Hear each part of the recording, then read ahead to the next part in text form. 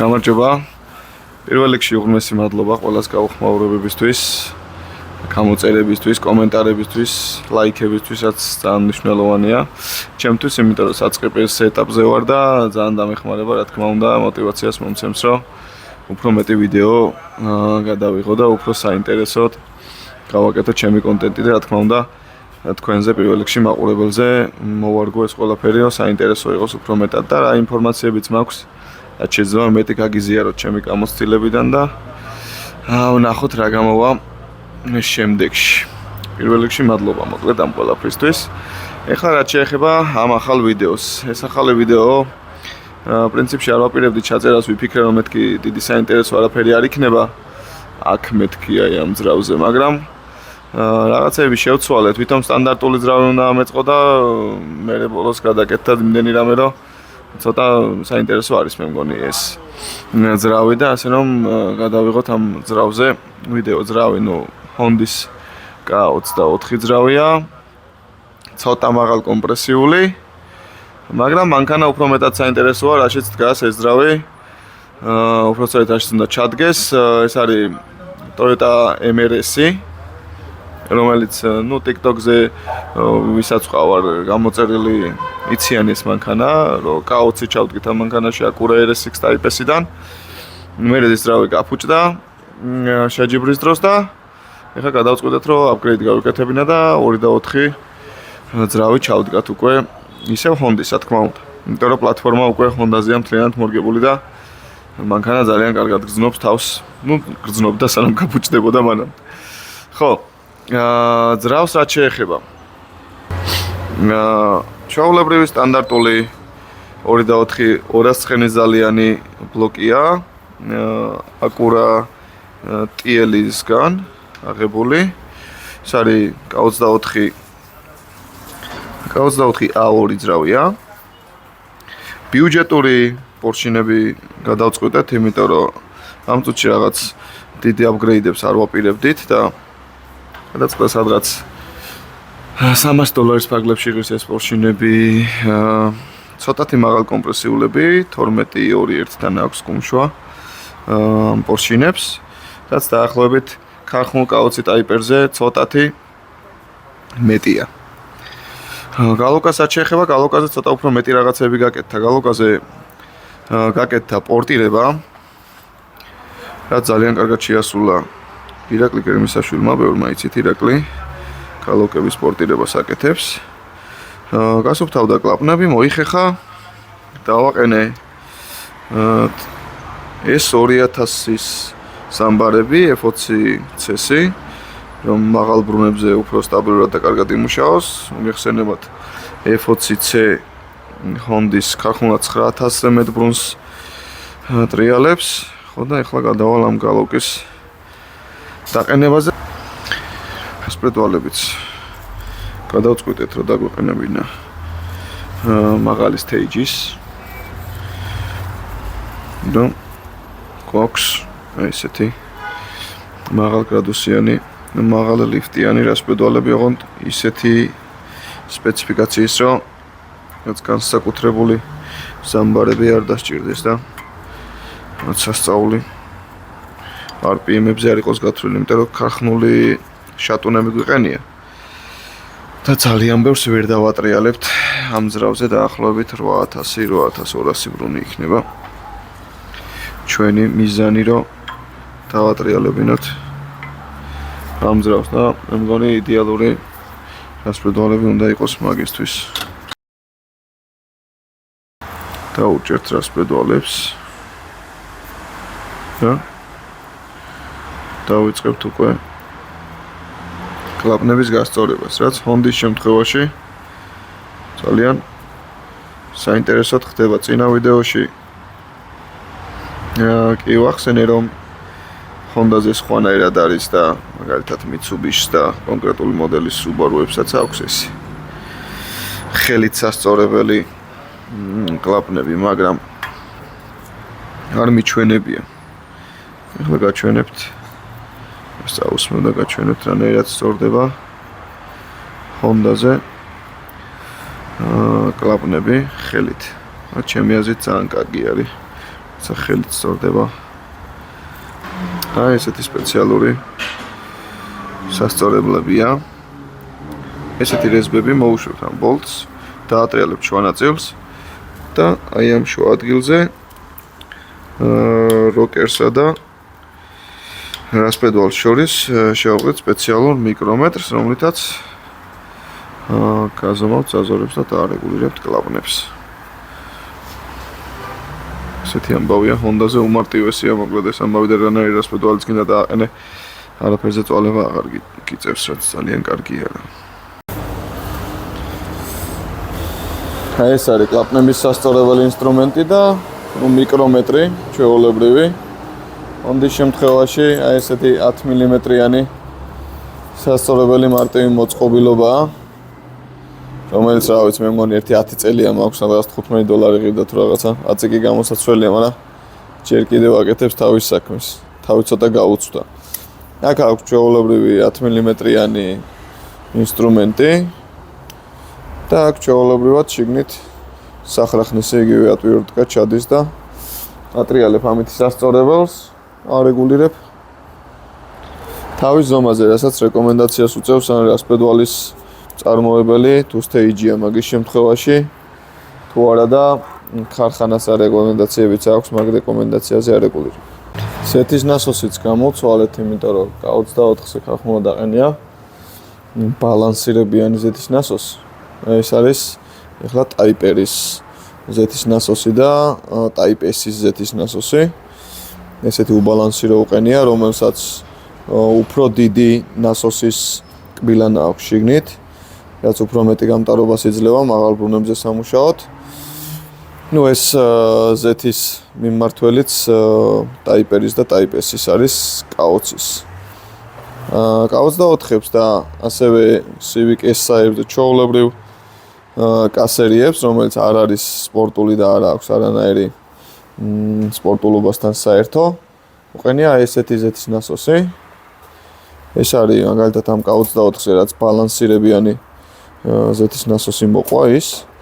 ბალანსირებიან ზეთის ნასოსში გულისხმობ, აი ამ ზეთის ნასოსში, გარდა იმისა, რომ მოცულობაში დიდია, აი აქ აყენია ბალანსირების ღერძები, აი ესენი, რომლებიც კალენვალის ვიბროიზოლაციას ახდენს, ანუ თუ აფეთქება ხდება იმის საპირისპირო მხარეს, პირველი პორშინი ზემოთ ამოდის, მოკლედ და მეოთხე პორშინი, აი ეს ბალანსირება ქვემოთ ჩადის და ახდენს ვიბრაციის იზოლაციას და როცა კალენვალი არის დიდ მილიმეტრებიანი, მაგალითად 99 მმ-იანი სტროკი როცა აქვს, გადახრა დიდი აქვს, ვიბრაცია მაღალია და შესაბამისად ეს ახდენს ამ ვიბრაციის იზოლაციას რა. ესეთი ბალანსირებიანი ზეთის ნასოსი, მაგრამ ეს არ არის გათვლილი მაღალ ბრუნებზე. შესაბამისად შიგნით თვითონ ნასოსის მოწყობილობა ყენია ბევრად პატარა, აქვს პატარა წნევას და პატარა გამტარობაც რა. ბევრად ნაკლები ლიტრაჟიანია ეს ზეთის ნასოსი, ვიდრე Type R-ის ზეთის ნასოსი და სხვა სპორტული ძრავების, ასევე 2000 ზეთის ნასოსიც ყენდება კასერიაზე სპეციალური ადაპტერით თუ დავაყენებთ. ზეთის ნასოს როცა ხსნით, ამ ზეთის ნასოს ბალანსირებისთვის აქვს სპეციალური არხი ზეთის და აქ ახლა სადაც ეს ბოლტი აყენია, არის ეს ზეთის არხი და ამისი დახშობა აუცილებელია თუ Type R-ის ზეთის ნასოს აყენებთ და თუ ვინმე გადაწყვეტთ, რომ ძრავი როცა მანქანაში დგას, მაგ შემთხვევაში გააკეთოთ ეს ზეთის ნასოსის ბალანსირების გაუქმება, აუცილებლად აუცილებლად უნდა დაიხშოს ეს ზეთის არხი და ასევე ეს ჯაჭვი უნდა იცოდეთ, რომ არის უბალანსირო შემთხვევაში უფრო გრძელი და აუცილებლად დაგჭირდებათ და ამ მიმმართველსაც, ჯაჭვის მიმმართველს აქვს ესეთი მოხრა, რომელიც ჩვეულებრივ შემთხვევაში სხვა კუთხით არის და თუ არ შეცვლით აუცილებლად გაიხეხება.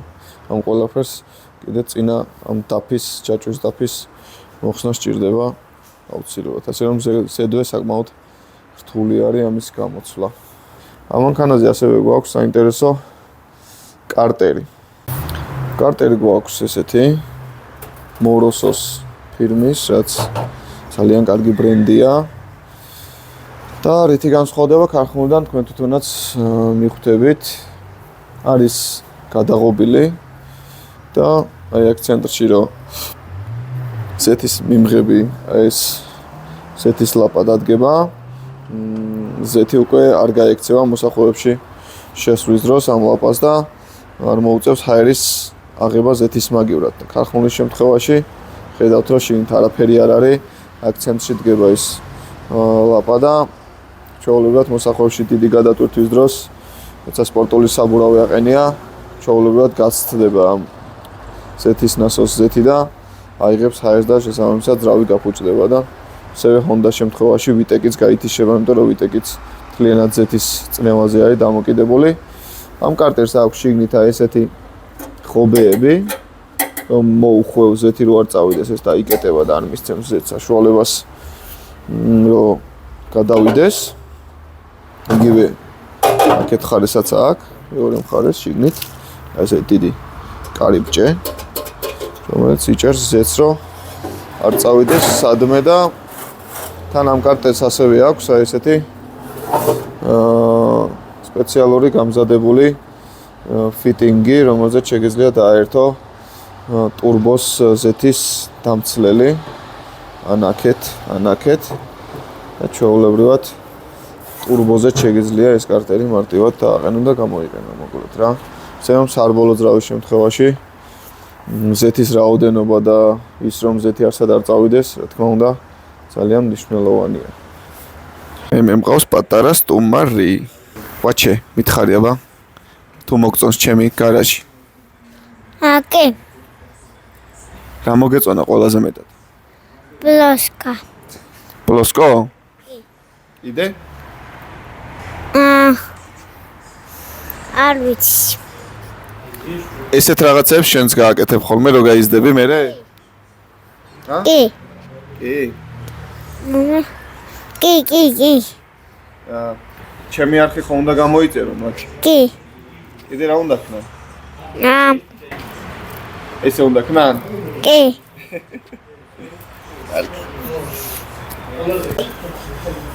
დასრულდა ძრავის აწყობა.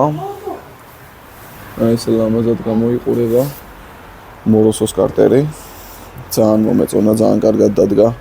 მეგონა რომ ზედაპირი ცოტა შეიძლება არ ყოფილიყო მთლად სწორი, მაგრამ იდეალურად დაჭდა და ჰერმეტიკებიც კარგად გამოვიდა ზუსტად ისე როგორც უნდა იყოს.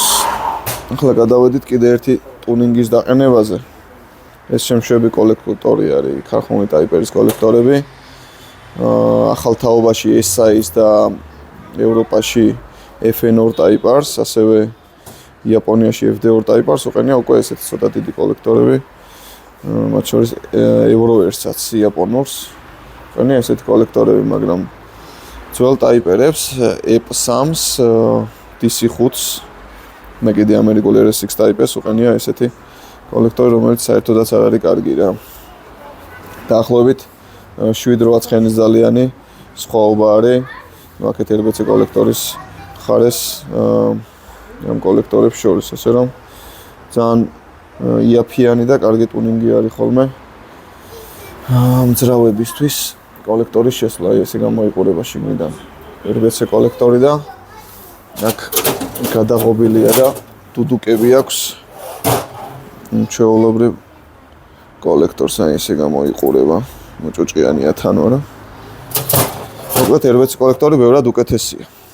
ასევე RBC კოლექტორზე ჩვენ გვაქვს K-Tundis 70 მმ-იანი დროსელი. ესეთი ლამაზი დროსელია. რომელზეც უკვე გადავიტანე სენსორები. და ეხლა უკვე ამ შემშვებ კოლექტორზე ეს ხვრელი არ არის. რა თქმა უნდა იმ ხელად დროსელი და ეს შავი მარკერითაც მაქვს მონიშნული.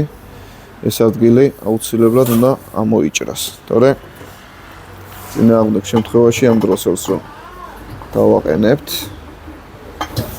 აქ თავის ადგილზე გავაღებთ შიგნით არის კედელი. აი ესეთი დაახლოებით რაც მონიშნული მაქვს, აი ეს კედელია შიგნით და შესაბამისად კედელს დაეჯახება ჰაერი და შექმნის ტურბულენტობას და ვერ ჩავა მარტივად ძრავში. აჰა, ესე გამოიყურება უკვე დაპორტინგებული ის არხი, რაც წინაღობას ქმნიდა წევან და უკვე თავისუფლად შეძლებს ჰაერი გადასვლას ისე რომ კედლებს აღარ დაეჯახება და მთელ პოტენციალს ეს 70 მმ-იანი დროსელი გამოიყენებს იდეალურად. ასევე დავაყენეთ საწვავის მიმწოდებელი ინჟექტორებზე, ესეც K-Tunდის თავისი წნევის მაჩვენებლით. რაც თავის საქმეს ძალიან კარგად აკეთებს, თან ძალიან ლამაზია კაპოტში. სხვადასხვა ანალოგიურ ფერად დეტალებთან ერთად, რა თქმა უნდა, ძალიან ლამაზია ხოლმე. გამზადდა ძრავი ჩასადგმელად. ახლა კოლოფს მივაერთებ. კოლოფშიც ჩავიჭყიდეთ. თითქოს მესამე სიჩქარეში კარგად ვერ ვარდებოდა, მაგრამ სავარაუდოდ ამ სელექტორის ადაპტერის ბრალია, რომელსაც დიდი ალბათობით შევცვლით, შეკვეთილი უნდა გქონდეს, როგორც მახსოვს. აქეთ გამშვები არის ამ მანქანის. ერთ პატარა ლაიფჰაკს გასწავლეთ, ეს ჩემი აწყობილი გამშვებია ძველად კემპით, მაგრამ ნუ საქმეს აკეთებს. ერთი ლაიფჰაკი რაც არის ამაზე, Honda-ის swap-ს რო აკეთებ. Emeror-ში Honda-ის swap-ს რო აკეთებ.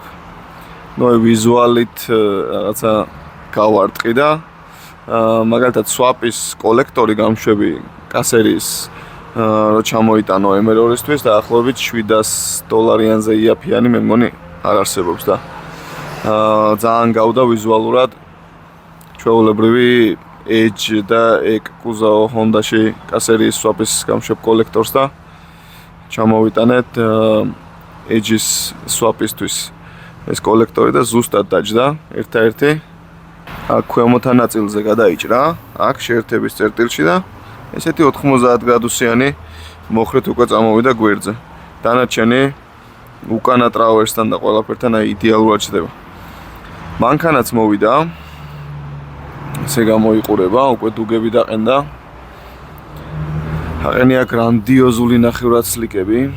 არ ვიცი რამდენად ჩანს სურათში, მაგრამ ამ მანქანისთვის ძალიან დიდია. აი ესე გამოიყურება. უკვე დადუგული MRS-ი. ძალიან ლამაზია. აღფრთოვანება ვერ დაუმალე როგორც კი მოიყვანა მანქანა და ესეთი ბრენდის დუგებითაა დადუგული. მე მზადება უკვე სხვა დანარჩენი დეტალებიც უნდა დაყენდეს, რომ ჰომოლოგირებული იყოს სრულად და შეჯიბრებებში პროფესიონალურში მიიღოს უკვე მონაწილეობა. ესეთი ტიპია. წინ და უკან კარბონის რასპორკები აყენია. ხო, აქეთ BMW M4-ის კალოუკა მაქვს, რომელშიც ორინგები ჩავსვი.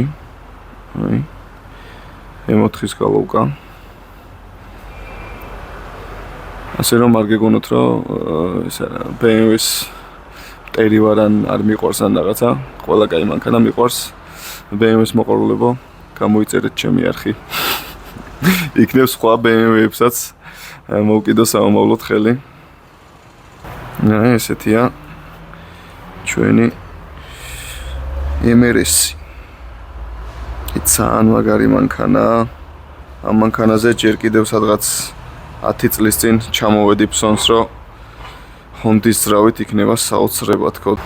იყო გაკეთებული Honda-ის ძრავით საზღვარგარეთაც და ნუ ძალიან მაგარი გამოდის ეს მანქანა Honda-ის ძრავზე. იდეალური ბალანსი აქვს. ძრავი ზუსტად მანქანის შუაში ეძახიან და უკან დგას, მაგრამ შუა ძრავიანს ეძახიან, იმიტომ რომ სადღაც აქ დგება უკანა საბურავების ცოტა წინ. ძალიან მაგარი გამოდის. სახურავი ჰარტოპია. არის პლასტმასის, სწორედ ფაიბერგლასის. ქარხნულად ამ მანქანებს აქვს ტენტი ჩვეულებრივი. წინა დაკიდებაც ახალი დაყენდა ამ მანქანაზე. რომელსაც მე რო ავწევ კიდე უკეთესად გაჩვენებთ. აი ძალიან მაგარი დაკიდება. აყენია კასტომი კონკრეტულად ამ მანქანისთვის. ეხლა ავწევ და დავიწყებ უკვე ძრავის ჩადგმის პროცესს. მახავიკიც გვიყენია მსუბუქი, თლად ახალი მდგომარეობაში ნახოთ აღარ არის, მაგრამ ეჯერობით იმუშავებს. ხო, რაც შეეხება მახავიკის ბოლტებს, აუცილებლად წავუსვით ლოქტაიტი თრიად ლოკერი იგივე რა ვიცი, წებო ბოლტის რავი, რასაც გინდათ ის დაუძახეთ.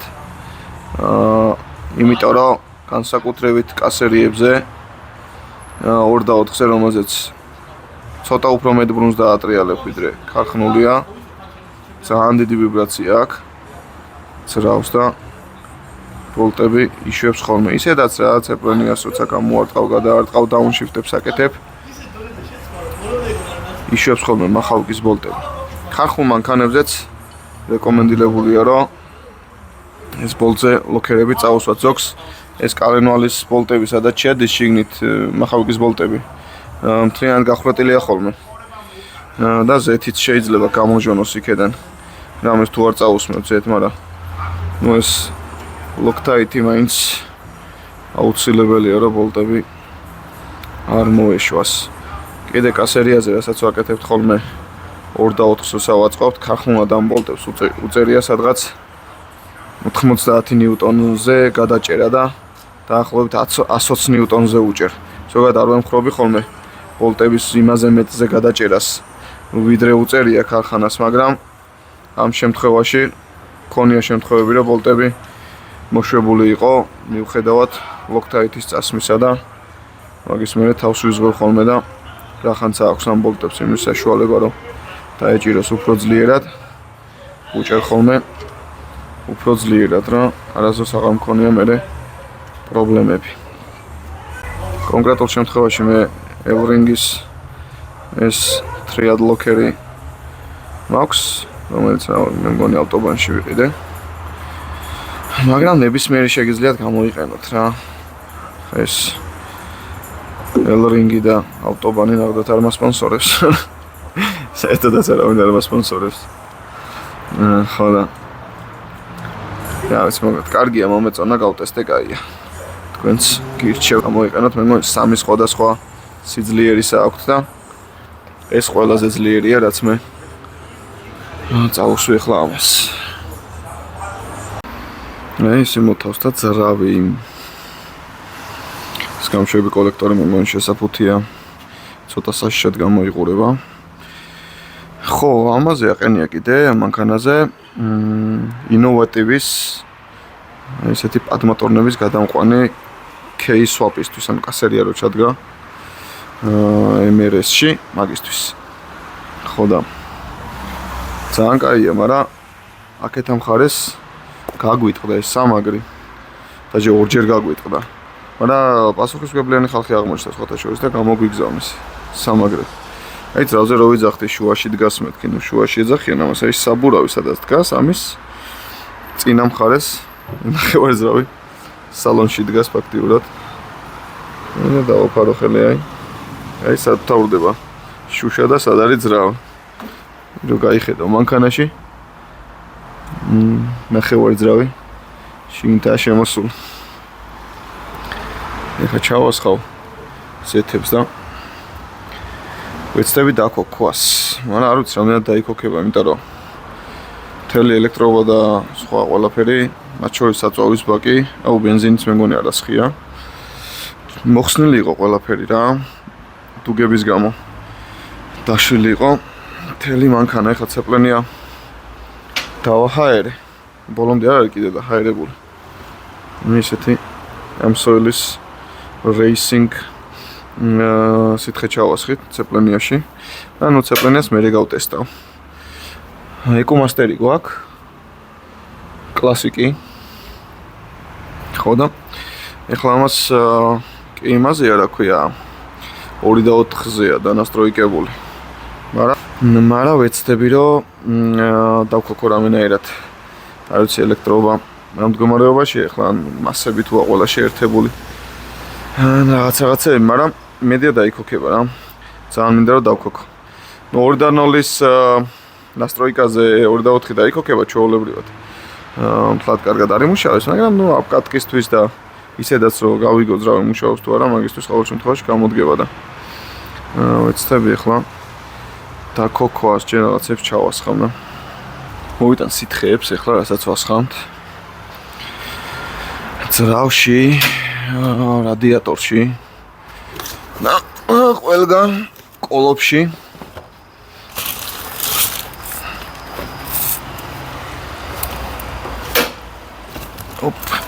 hop ისე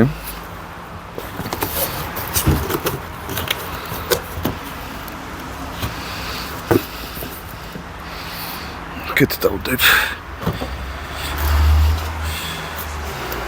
ხო ძრავში რა თქმა უნდა ხალაწყობილ ძრავში აპკატკიზეც ვასხავთ ამსოილის breaking oils ხო და გაგრილებაში ვასხავთ ანტიფრის ამსოილისას გაზავებულს უკვე და მანქანაში ძალიან ბევრი ანტიფრიზი ჩადის, იმიტომ რომ წყლის რადიატორი აყენია წინ მანქანის წინ ამიტომაც დაახლოებით 12 ლიტრი ანტიფრიზი ჩადის მე მგონი რა სადღაც ეგრე იმიტომ გაგრილება აქ ძალიან კაი ზოგადად შვაძრავიან და უკანაძრავიან მანქანებს, იმიტომ რომ დიდ გზას გადის წყლის სისტემა და გაგრილების სისტემა და ძალიან კარგად გრილდება რა. ხო, კიდე გვაქვს ესეთი ძალიან მაგარი პროდუქტი აქვს ამსოილს განსაკუთრებით. წყლის პრობლემა ვისაც აქვს, BMW-ებს გაუხარდებათ. ესეთი coolant booster-ია, რომელიც ანტიფრიზის ტემპერატურას დაბლაწევს და ადუღების ტემპერატურასაც უშლის ხელს, რომ ადვილად არ ადუღდეს ანტიფრიზი. ხო, ახლა რა უნდა ვქნა და სვეჩები უნდა მოხსნა აუცილებლად. იმიტომ რომ ძრავის დატრიალება, რომ მინდა მე თავისუფალ ბრუნზე სვეჩები უნდა მოვაძრო, რომ ზეთი ამოვატანინო. და მერე დავქოქოთ ძრავი, რომ შრალზე არ დავსტარტო. სვეჩები ხელით მოუშვათ აუცილებლად. იმიტომ რომ ფაიფურები აქვს და შეიძლება გატყდეს იმპაქტით იგივე პისტოლეტით მოხსნის დროს. ხელით მოხსნათ და მერე დავაბზრიალოთ, რიციც გაგვიხარდება. ასევე ხელით უნდა მივიყვანოთ და სვეჩების გადატრიალის, გადაჭერის ზომებიც აუცილებლად უნდა დავიცვათ, სადღაც 30 ნიუტონზე ეჭირება სვეჩები და აუცილებელია სვეჩების თავის ზომაზე გადაჭერა. სხვათა შორის არის ამერიკული 8 ცილინდრიანი ძრავები, რომელსაც სვეჩი რო უყენდება. LS-ზე არ არის მე მგონი ეგრე რა, სხვა ძრავებზეა. სვეჩი რო უყენდება, ნიშნულობა აქვს ზუსტად რამდენი გრადუსით მოატრიალებ. იმიტომ რომ აი ეს მხარე არ უნდა დაემთხვას პორშინის მხარეს. უნდა იყოს აი ეს მოტრიალებული, რომ აი აალების მხარე, სადაც აქვს ნაპერწკლის ის მხარე იყოს პორშინის მხარეს და იქეთ დაიწყოს აალება. არ შეეშალოს ხოლმე, თორე შეიძლება დეტონაცია კონდეს, ამიტომაც ძალიან დიდი მნიშვნელობა აქვს სვეჩს რომ მიიყვან, რამდენი გრადუსით მოატრიალებ, რომ დაჭდეს ზუსტად ის, სადაც უნდა დაჭდეს. მაგისთვის დაჟე გადამყვანებიც არსებობს, რომ ზუსტად იმ ადგილზე დასვა სვეჩები. ხო წარმოგიდგენიათ ახლა ჩინური ან რაღაცა არაბრენდირებული სვეჩი რო დააყენო, კაცმა არ იცის რომელი მიმართულებით ეკნება. იმას თავისი ალების მხარე და იმ ხრახნის დასაწყისი, მაგალითად რეზბის დასაწყისი, კაცმა არ იცის საით ეკნება და კაცმა არ იცის საით ალდება. ძრავში ჩავასხათ ახლა ჩვენ სეთები, კარტერი რო შევცვალეთ. ეს კარტერი არის გარდა იმისა, რომ ატლივის საწინააღმდეგოა და ჰაი-ჰუი რაღაცეები, გარდა ამისა მოცულობაში არის დიდი.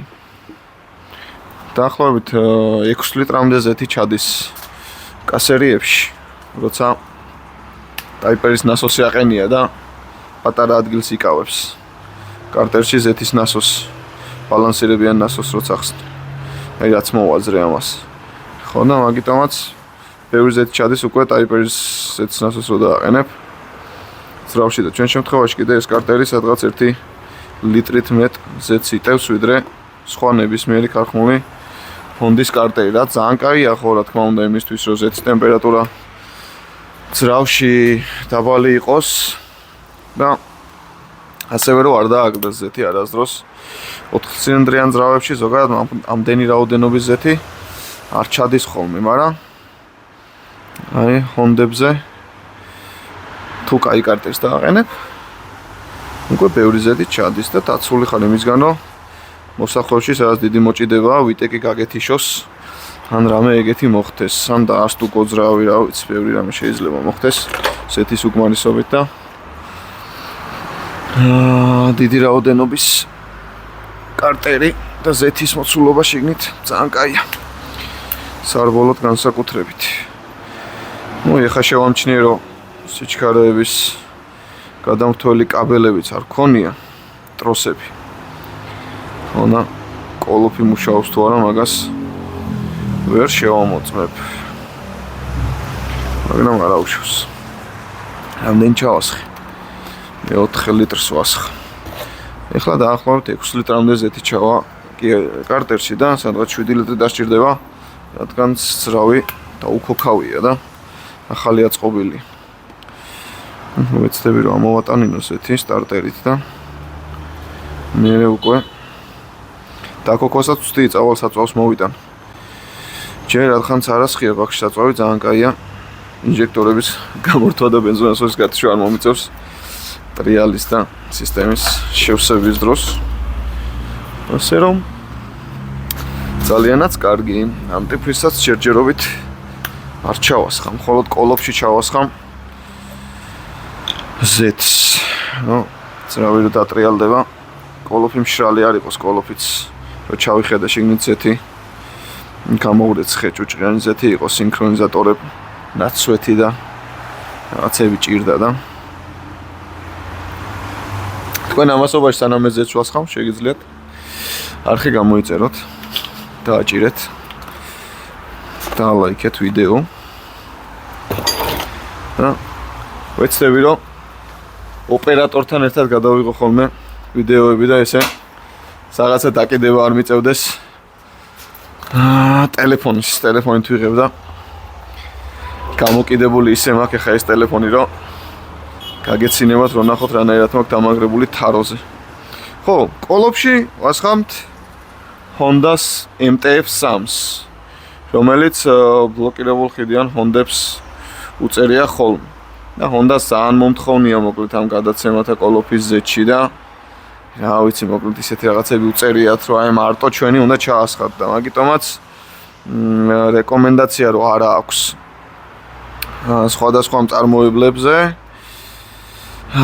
კოლოფში მაგალითად ამ სოილს უწერია რომ ჩვენ არ გვაქვს Honda-ისთვის გადაცემათა კოლოფის ზეთიო უბრალოდ ჩვენი ზეთი არ მიდის Honda-ზეო მექანიკურ გადაცემათა კოლოფებშიო და გახწერასი უწერია ჩვენ ყოველ შემთხვევაში გაგვიტესტავს ამ სოილის ზეთი მე პირადად გამიტესტავს ამ სოილის ზეთი Acura RSX Type-S რომ ყავდა K24 იმაში და კოტეტა კაფი ვიარე ეგ ზეთი მესხა სინქრომეთ ქვია მე მგონი თუ სწორად მახსოვს ამ სოილის მექანიკურ გადაცემათა კოლოფის ზეთს რომელიც მესხა და ბლოკირებაც ძალიან მაგრად მუშაობდა და რავი კოლოფს გაცხელებაზე ამ გეცოდინებათ რომ კოტეტას თასზე ან ვინც არ იცით ნუ ბევრ წრეს დადიხარ დაახლოებით 10-15 წრეს დადიხარ თითო წრე დაახლოებით 50 წამზე ნაკლებია მაგრამ ნუ აი 10 წუთი მაინც გიწევს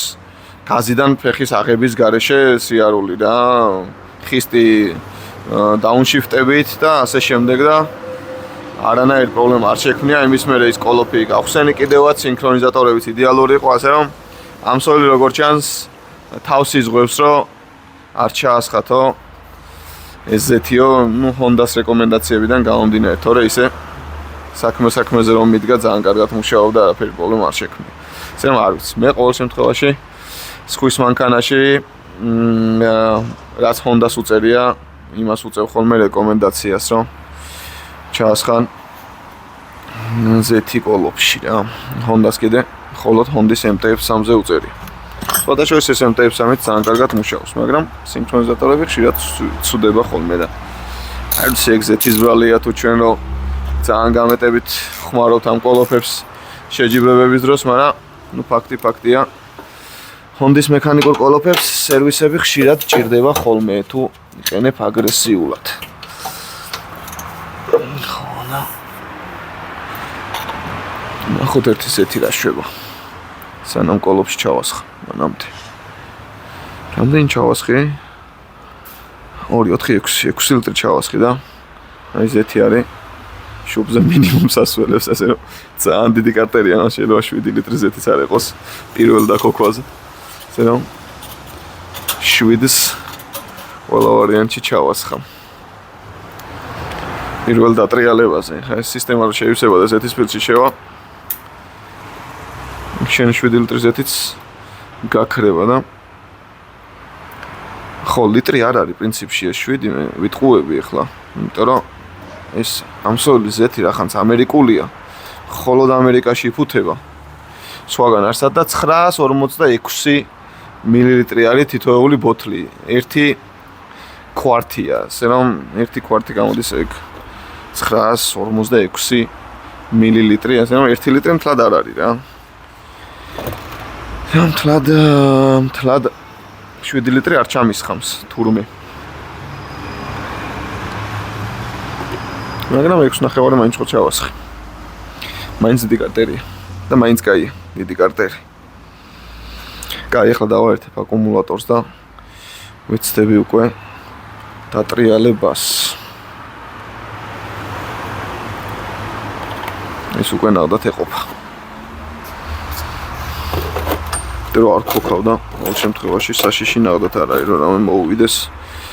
თან ესემბლილობიც უსვია კლადიშებზე. შემ არაფერი მოუვა. მოკლედ ის მანქანა ისეთი მოკლეა. ნუ ნახევარ გარაჟი თავისუფალია. წინ თავისუფლად შეიძლება იარო. კაი, დავიწყე ბატრიალი და ნახოთ თუ გაკაჩავს აკუმულატორი და წითელი თუ ჩაქურება ან რა სიზამს.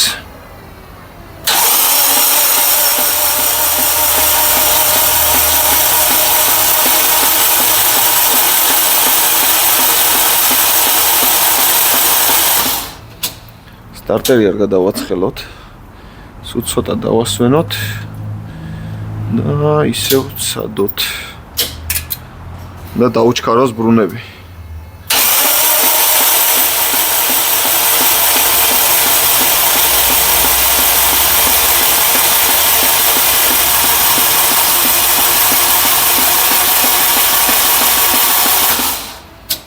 ნელა მე მგონი მოუჩქარა.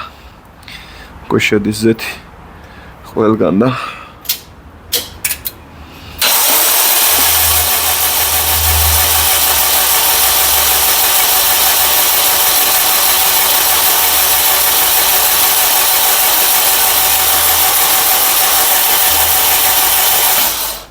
აჰა.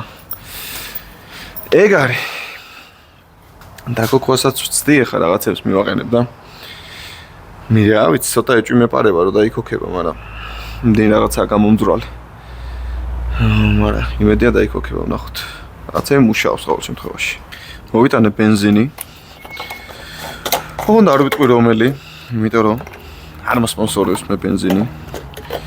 არც ერთი ბენზოგასამართი. ეხლა თქვენ იტყვით, რანაირად უნდა გასპონსორებდესო ძმაო. 200 გამომწერი ყავსო, მაგრამ 200-ვე ძალიან მაგარი ძმაო. ჩემზე მაგარი 200 გამომწერი ვის ყავს? ან 300, რა ვიცი. დამასპონსორონ და ვიტყვი ძმაო. 200 კაცი რო ჩაასხამს შენ ბენზინს, 200 კაცით მეტი. რა, მაგარი არ არის?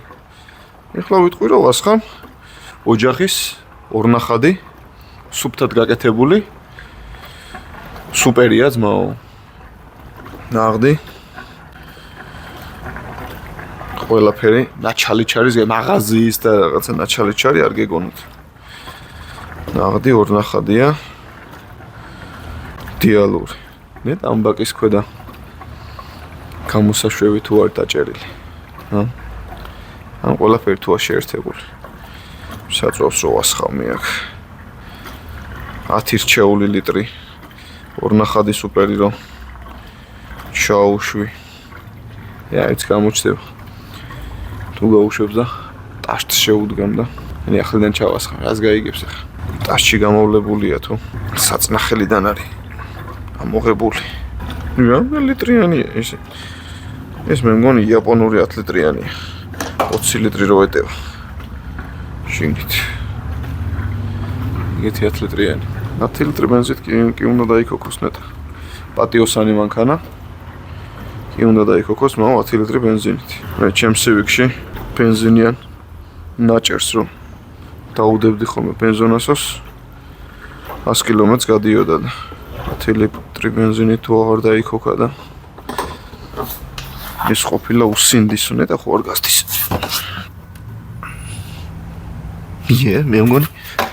მე მგონი რაფერი არ წვეთავს და აჰა ორნახადი სუპერიც ჩასხმულია ესე რა ბატონო დავაყენოთ ახლა სვეჩები და ბაბინები კიდე რა გვაქვს შესაერთებელი ბენზინის მილი არის შესაერთებელი ისო მე მგონი მეტი არაფერი დასაკოქოთ ამ მანქანას არ ჭირდება ოკეი დავიძარიაბა ძრავის დასაკოქად დავაერთე უკვე ბაბინა რაღაცები შევამოწმე საწვავის მილს დავაერთე არ გაზდეს ბენზინასოს რაღაცა ჩაკჩაკის ხმა აქვს რა ვნახოთ იმედია დაიქოქება მაგრამ თუ არ დაიქოქება და არა უშავს მე დავიწყებ მაგ პრობლემების ძებნას ჯერ ვცადოთ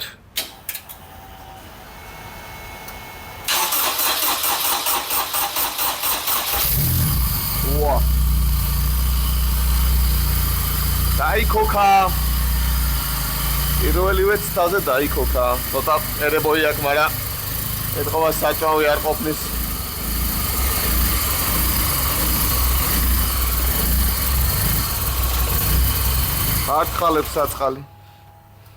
ფარტხალებს საწყალი მაგრამ ეთქობა საჭმავი არ ყოფნის ერთი ვცადოთ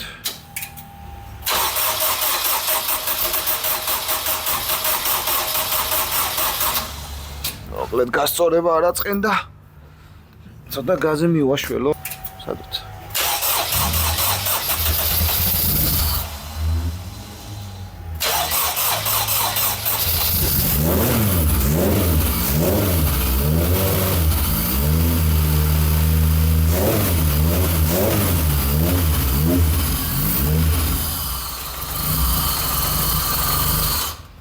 აი აღარ ვაწვალოთ აქ ჩავხედოთ საწვავის წნევა. ამდენი წერია მე მგონი 40 PS-აი, ნუ დასაკოქად. საკმარისი წნევა აქვს. ხო, მოკლედ ყველაფერი რიგზია ამ ეტაპზე. ესე ჩანს მორჩით მე მგონი ამით MR2-ის თუ MRS-ის რაც არის MRS-ის ვიდეოს ძრავი კარგად მუშაობს, კაი ხმაზეა. გაცხელებას დავიწყებ უკვე ამისი მე. ანტიფრიზს ჩავასხამ. რაღაცებს გადამოწმებას დავიწყებ. ლეპტოპს მოვიტან სახლიდან, ხვალ, ალბათ დღეს უკვე ხამია. ლეპტოპს მოვიტან, რაკერას მივზარავ, შემოვა რაღაცებს გაასწორებს. რომ თავისუფალ ბრუნზე კარგად იმუშაოს ძრავმა. და ყველაფერი რო კარგად იქნება, წაიყვანს უკვე თავის პატრონი ამას მიშო კვანტალიანი არის ამანქანის პატრონი მრბოლელი პროფესიონალი პილოტი რომელიც მიიღებს ამანქანით აღმართის დაძლევაზე და სხვადასხვა შეჯიბრებებზე მონაწილეობას და წარმატებები მიშო შენ მადლობა რომ ამირჩიე ჩემთან ასევსებ მანქანას ჩემთან ამზადებ შეჯიბრებებისთვის და იმედი მაქვს ჩემი გაკეთებული მანქანა გამარჯვებამდე მიგიყვანს თქვენ კიდე თუ მოგეწონათ ვიდეო აუცილებლად დალაიქეთ. გამოიწერეთ ჩემი არხი და შემდეგ ვიდეოში მეცდები კიდევ საინტერესო რაღაც მანქანები და პროექტები შემოგთავაზოთ. აბა კარგად.